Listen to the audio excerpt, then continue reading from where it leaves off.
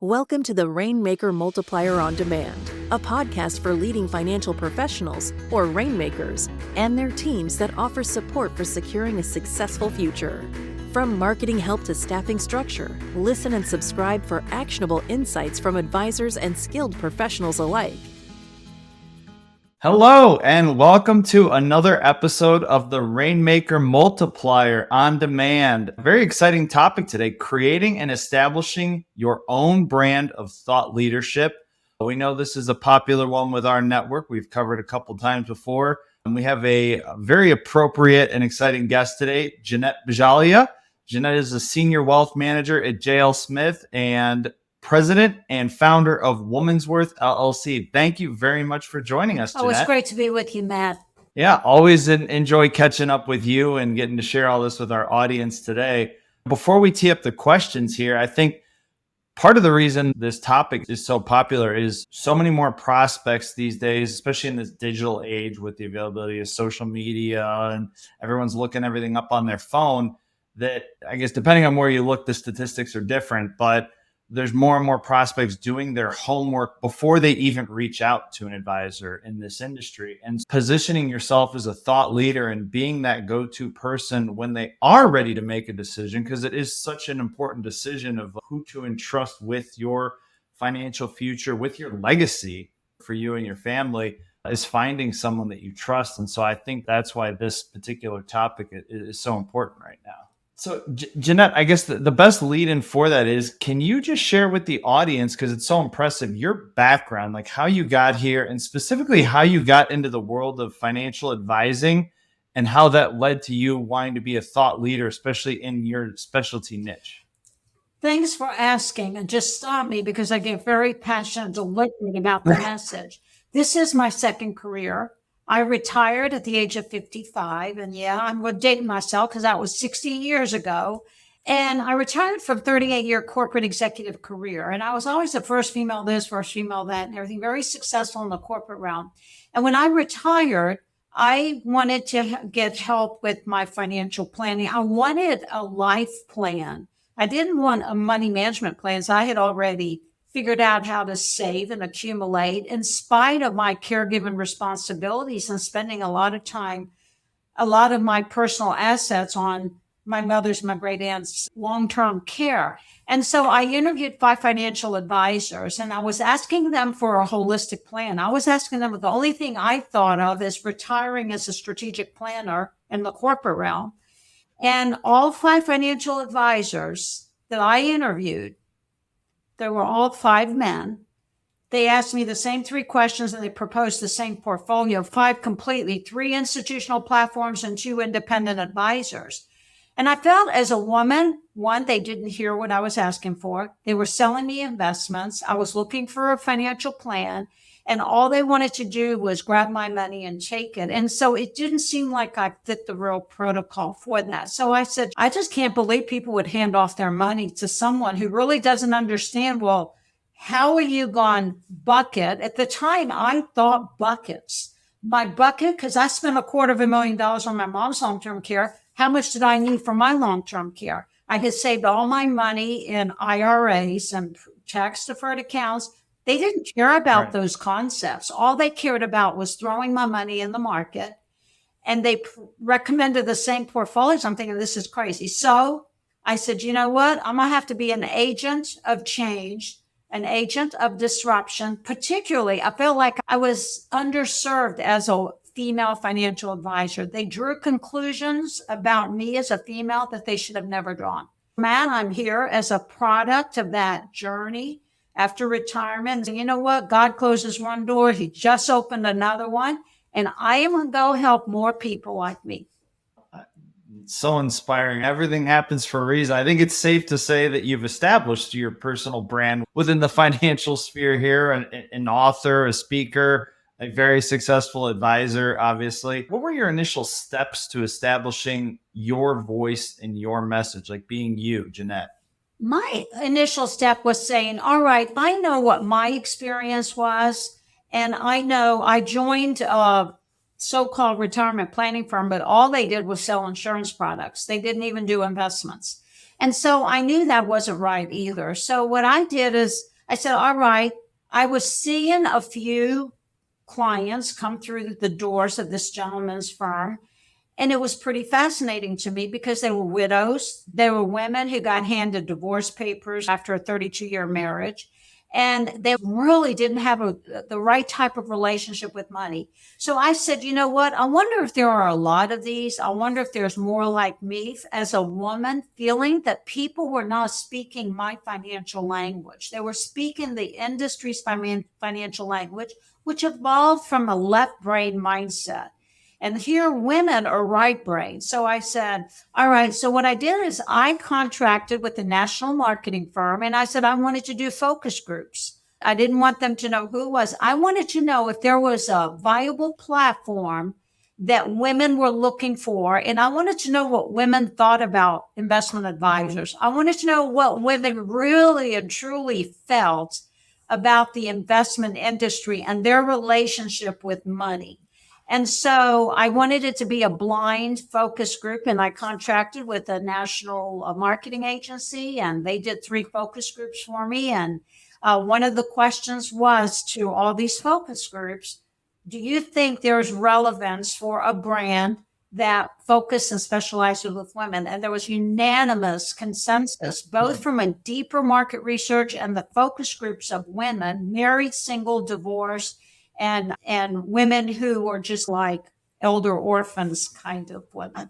And it was consistent, whether they were married and they were the chief financial officer or whether they were divorced or single or widowed. They felt like they would use a brand that specializes with women. And so that's how I started. And then after we got all the market research, I said, okay, what should the brand look like? Women don't think pink. There's books that have been written about that. So you see a lot of marketing, all industries marketing to women the way they think women want. Blue is for boys, pink is for, that's a bunch of garbage, in my humble opinion.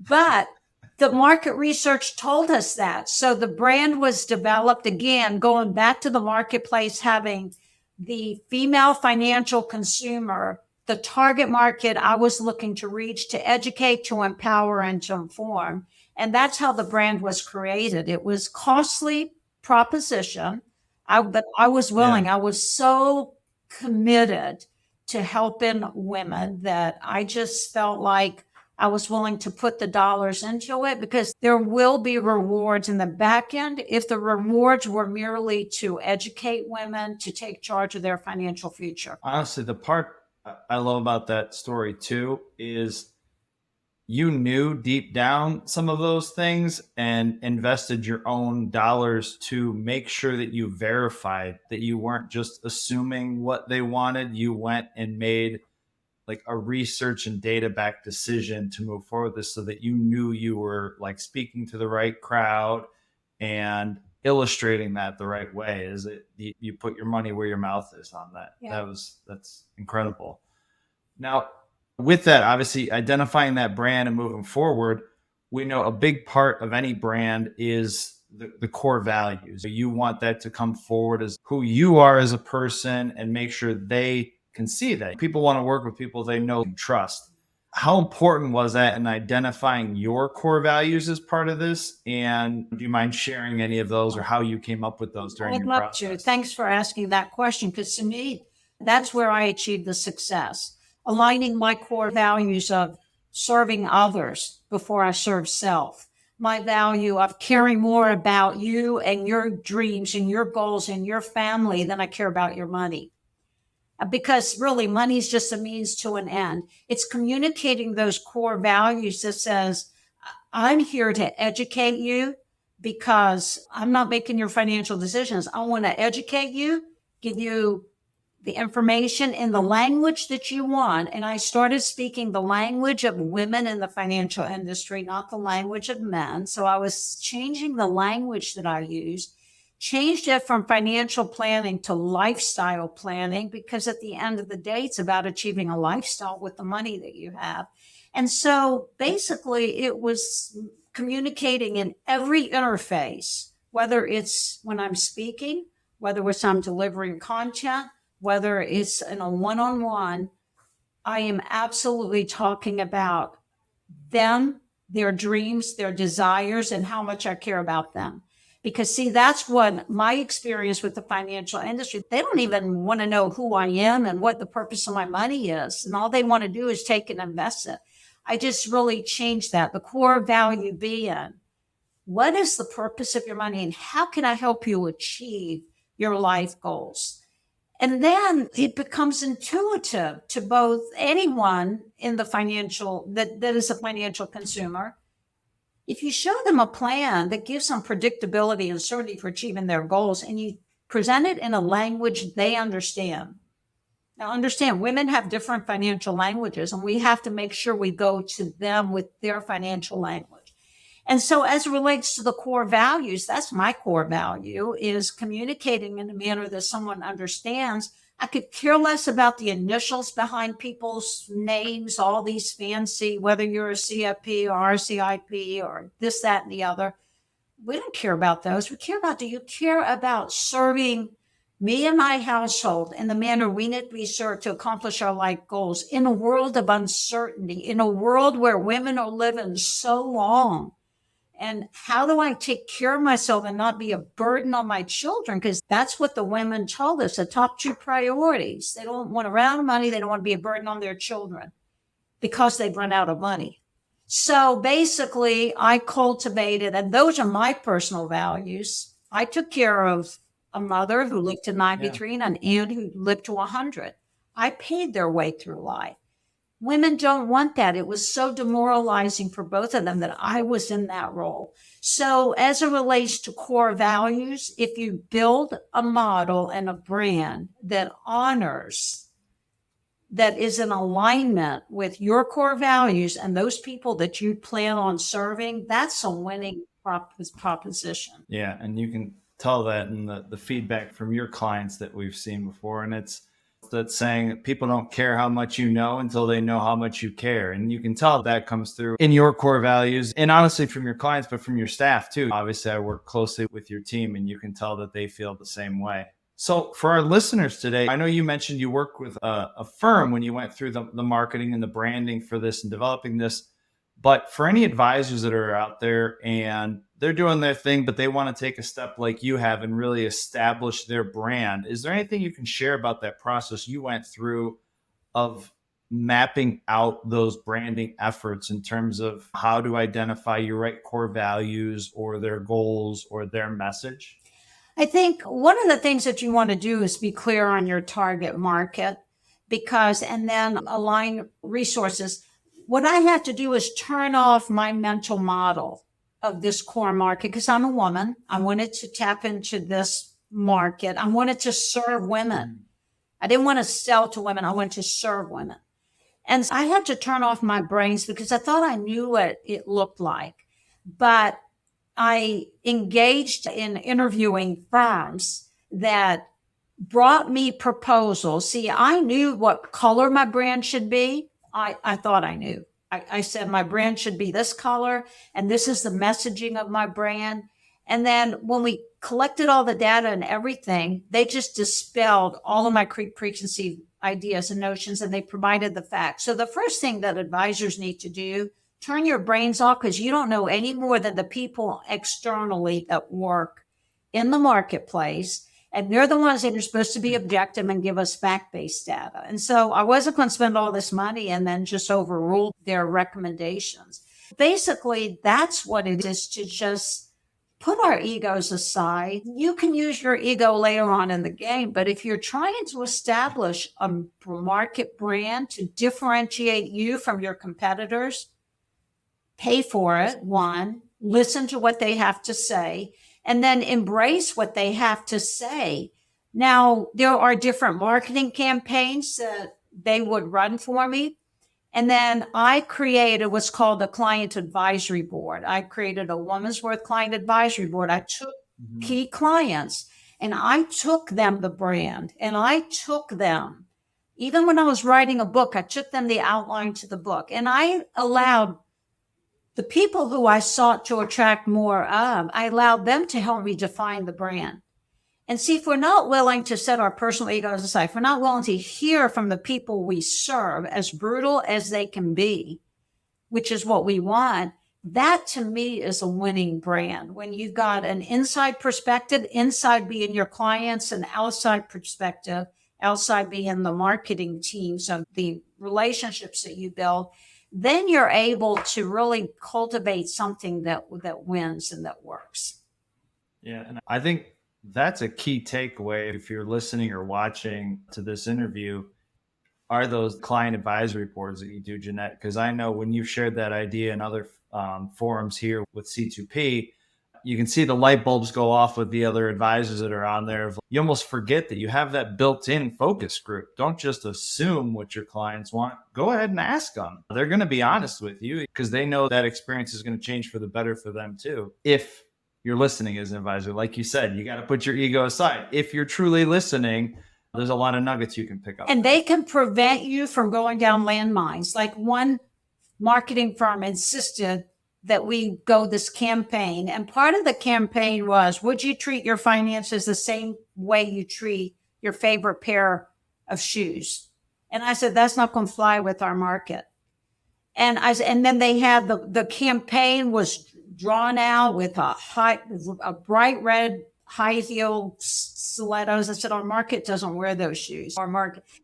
But they didn't believe me. They said, you just have to get with the program. So then I took it to the client advisory board. So this is that external feedback bringing us a marketing campaign. Client advisory board butchered it. But from that client advisory board, they got the right campaign, the right messaging. And they went back and rebuilt that marketing campaign, and it worked very well. It sounds like your client advisory board needs a finder's fee there. They do. You can't pay them enough because if they care so much about helping you. See, everybody wants to feel respected with your opinion. When you ask me my opinion, I feel good about myself, and I just respect you more because you're asking for my opinion. Our clients are just like that. They will jump through hoops to help you when you ask them. That's great. It just establishes trust. Mutual trust. No, obviously, I mentioned at the beginning with social media and people taking advantage of YouTube and podcasts like this and other things, there's no shortage of people really in any industry that are trying to establish themselves as thought leaders and to stand out in a crowd. What, in your experience, helps you stand out in the crowd, especially in this industry? I chose to stand out from a thought leadership standpoint in helping women understand that it's about longevity planning and the health wealth connection. So essentially, I don't go to market with just a traditional, you need help with your finances. I go to market from an educational questioning about hold on to your wealth by holding on to your health because of longevity. So why are you going to dump so much of your money, your hard-earned assets in the healthcare system when we can build a plan that integrates a lot of funding for self-care so you can stay healthy, mind, body, and spirit. And that's real relevant for social media. When I go to market and whether it's a public seminar I'm doing, whether it's going and speaking at women's groups, speaking at fundraisers, I'm always focusing on the health wealth connection and longevity planning. That's my differentiator. So as it relates to my thought leadership, I don't hear a lot of advisors that have effectively and seamlessly integrated two key concepts, healthcare planning and financial and life planning together in a very tightly integrated mode. And so I write books about it. And I write books about living long. And I spent 2 years interviewing 90-plus-year-olds to understand what they would suggest to the 60-plus-year-olds if they knew they were still going to be buying cars at 95 years old. So I was effective in being a thought leader and saying, don't plan for today, plan for the next 3 decades. You're going to be retired more decades than you were working, more than likely. So my thought leadership is around integration of life stages more than it is financial management and investment management. Advisors are a dime a dozen when you run around and say what great models you have. Who cares? Everybody has bucket plans. I'm competing with 3 people down the street who do bucket planning. That's not my differentiator. My differentiator is the thought leadership about I'm your local expert in longevity planning. No, that's great. And that's what we talked about, tying the marketing and the branding together in there. So you mentioned social media as well, getting that word out there. How has digital marketing helped you in promoting the books that you've written and other ways to reach that audience that you're targeting? I have a Woman's Growth Facebook page. I started before I merged my primary company with J.L. Smith. I started a Facebook page that is a dialogue Facebook page. I was on radio for 13 years, and I posted all the podcasts for the radio programs onto a Women's Worth website. And I have women that just, when they're in the gym, one of the vets that is a client of ours said, I have listened to you when I was working out every day. I listened to all your podcasts. I feel like I know you. So putting yourself out there through radio, through digital media, I would go out with a 5-minute clip on my Women's Worth website page just to engage dialogue. And so if they wanted to sign up to dialogue on my Women's Worth Facebook page, then we did that. So I had a staff person that monitored that page. So basically, it's important to get out there in the digital because, see, more women, when I decided to go the digital route and I was building out the brand, it was important for me to have some presence digitally. And because women are reconnecting with old boyfriends, with their first loves after they get divorced or widowed. And you're seeing a lot of women reconnecting with girlfriends and male friends through digital means. And so I wanted to be there. So I started primarily advertising for my education events through Facebook ads. Yeah. And I know Nikki from your team shares with me too that the way that you repurposed those radio spots that you were running for all those years, and you're not on radio now, but have repurposed those in other manners, like you said, on Facebook and podcasts, things like that. She said that you still get calls these days of, oh, I heard you on the radio, even though you're not on the radio anymore. But the way that you've given it that shelf life, you're still getting the phone calls like that. And she said that even men are calling in because your message resonates with them as well. Yeah, and that's a good point, Matt, because what I've studied as I was building out this brand and growing my firm, what I always was thoughtful of, you have to have a lot of marketing channels. You can't just have 1 or 2 marketing channels. You have to have a lot of marketing channels. Being on radio was the most powerful one because I learned so much. 50%, it was for women by women radio program, Women's Worth Radio, every Sunday morning.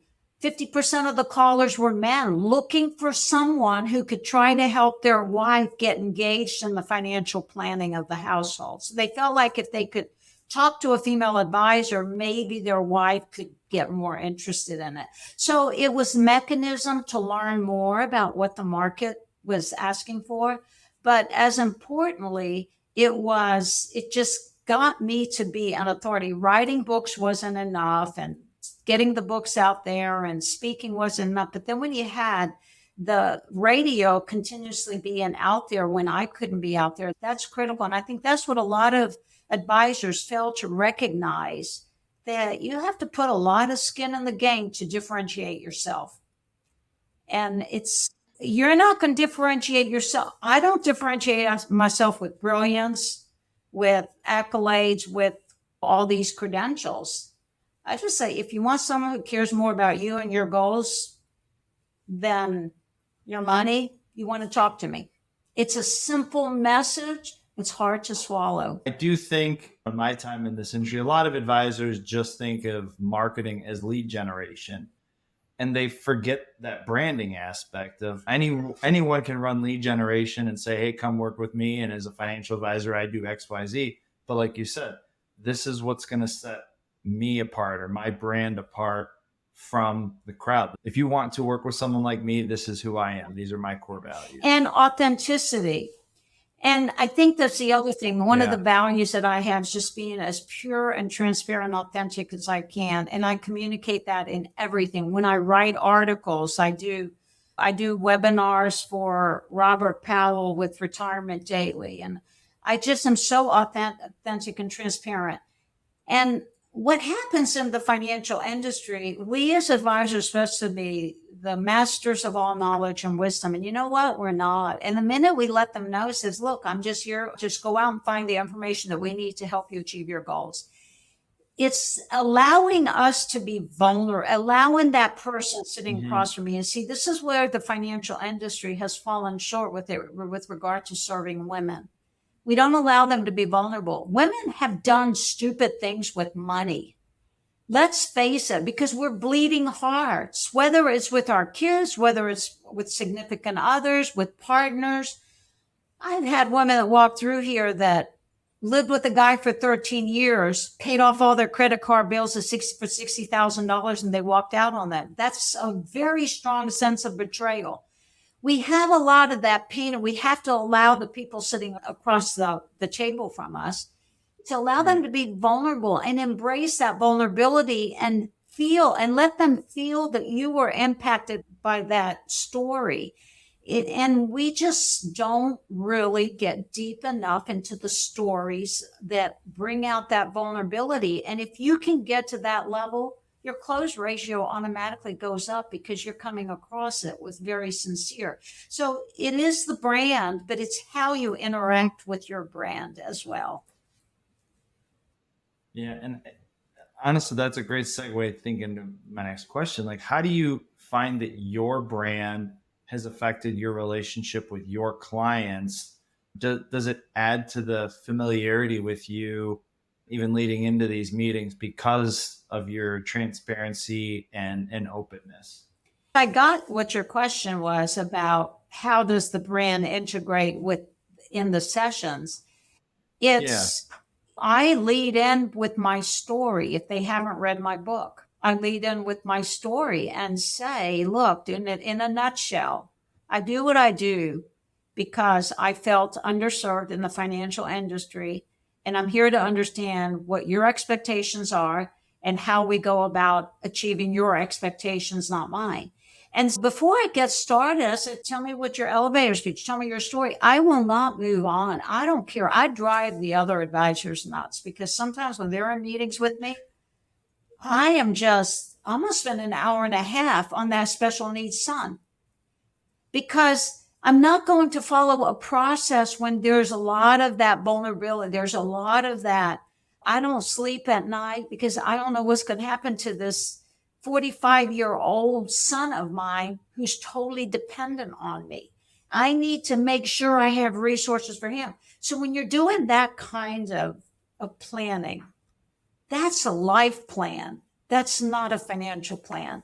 So essentially, Matt, what I would say is I let them know that women have more goals in a financial plan than especially if they're single, they're divorced, they're widowed.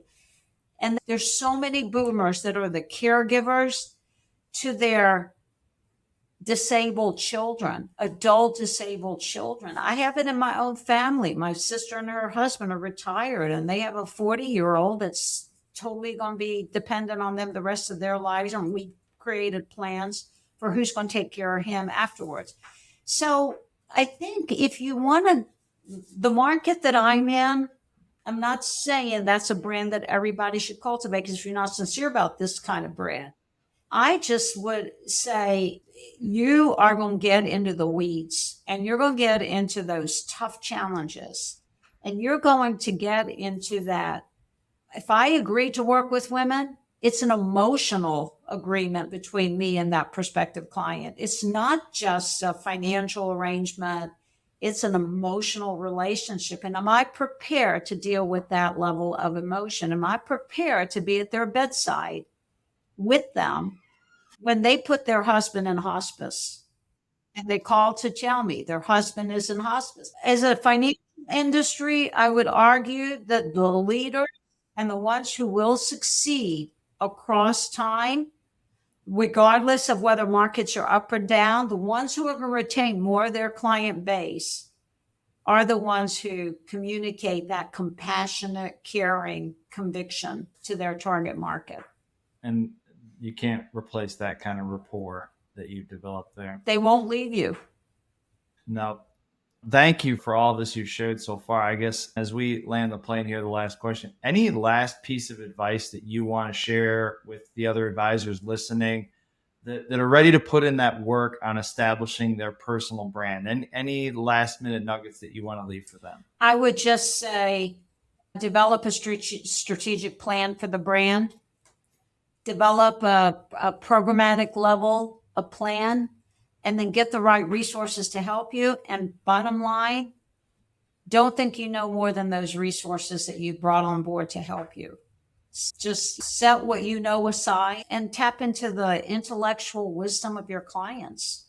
Thank you very much for that. For our listeners, thank you for tuning in today. Jeannette, thank you for the advice that you've provided today, for what you've provided for this industry, and more importantly, what you've provided for your clients that you're sharing with us today. Thank you, everyone, for tuning in for another Rainmaker Multiplier on Demand, and we will see you next time.